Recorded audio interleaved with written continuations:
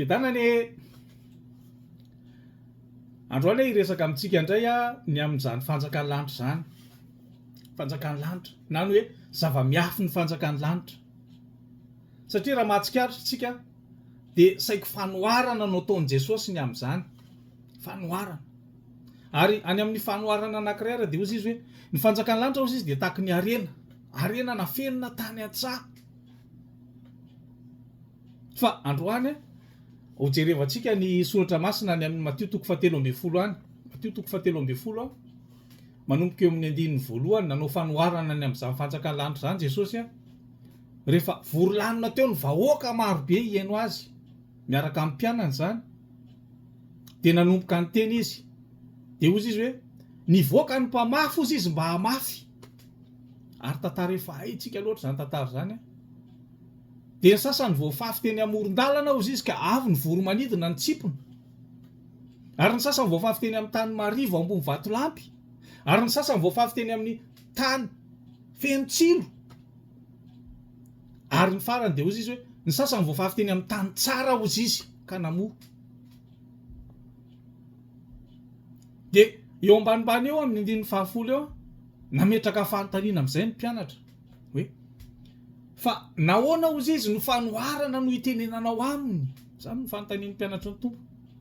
Dia hafahafa be mivaly tenin Jesosy eo amin'ny 9:12 ozy izy hoe satria anareo ozy izy no navela ahalala ny zava-miafina ny amin'ny fanjakan'ny lanitra fa ireo kosa tsy mba navela.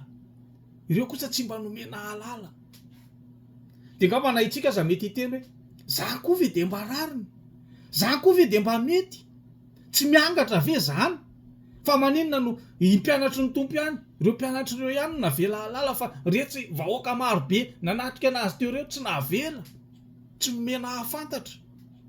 Fa gatsy ny hamonjy an'izao tontolo izao no antondian'i Jesosy koa. Eto indray dia hoe afenina ny fanjakan'ny lanitra. Tsy mifanipaka ve zany?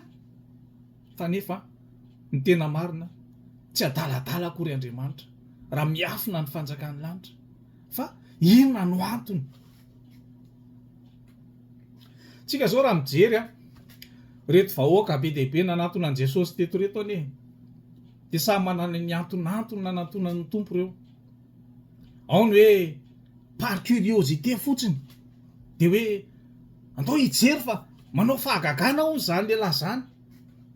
Fa tsy dia nisy ny asan'ny saina loatra ny amin'izay hoe ho tenenin Jesosy na hoe ny amin'izany fanjakan'ny lanitra zany. Fa tonga fotsiny izy mba hijery ohatrany hijery spectacle. Dia betsaka ihany koa ny hoe zay mahatery anazy teo amin'ny fiainana andavanandro no antony tedavany an'i Jesosy hitady vahaolana. Mety hoe aretina, mety hoe sembanizina, misy antony hafa. Zay olana iainany eo amin'ny fiainana andavanandro dia izay no tedavany vahaolana eo amin'i Jesosy. Fa tsy dia hoe inona loatra no tenenin Jesosy na hoe hiasa saina loatra ny amin'izany hoe mandrakizay zany hoe fanjakan'ny lanitra. Tsy zany.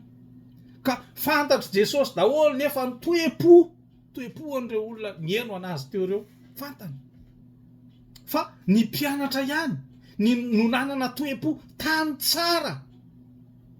Vonona ny andray na hoe afaka mandray ka amokarana zany tenin'Andriamanitra zany, zany tenin Jesosy zany ny amin'ny fanjakan'ny lanitra. Fa ny ankoatran'izay dia toe-po tany amoron-dalana na toe-po tany ambony vatolampy, marivo ambony vatolampy, na toe-po tany feno tsilo. Dia tsy vonona na tsy afaka mandray ny tenin'Andriamanitra. Ary move tsy zany ihany koa amin'izao vanim-potoana iainantsika izao. Ny olona miazakazaka makany am-piangonana mitady an'Andriamanitra. Fa ny antony alehany any am-piangonana dia ny amahana fotsiny an'izay olana mahatery azy eo amin'ny ty fiaina mandalo ty. Mety hoe aretina, mety hoe tsy fisiana, mety hoe te ho tahina, te hazo fiarovana, te ho ambinana, misy antony hafa maro isan-karazany zay mahatery azy eo amin'ny fiainany andavanandro ka hitedavany an'i Jesosy antony andehanany am-piangonana sy hivavahana. Fa tsy dia miasa saina loatra na manao priorité an'izany fanjakan'ny lanitra zany. Ary nefa fantatr'Andriamanitra zany toe-pontsika zany. Fantatr'Andriamanitra ny toe-po tany tsara tahak'izay mpianatra eto. Hoe tena manaiky ho tefeny, manaiky ho amboariny, ary vonona sy mendrika ny andray an'izany fanjakan'ny lanitra zany. Ahafantatra ny amin'izany fanjaka lanitra zany.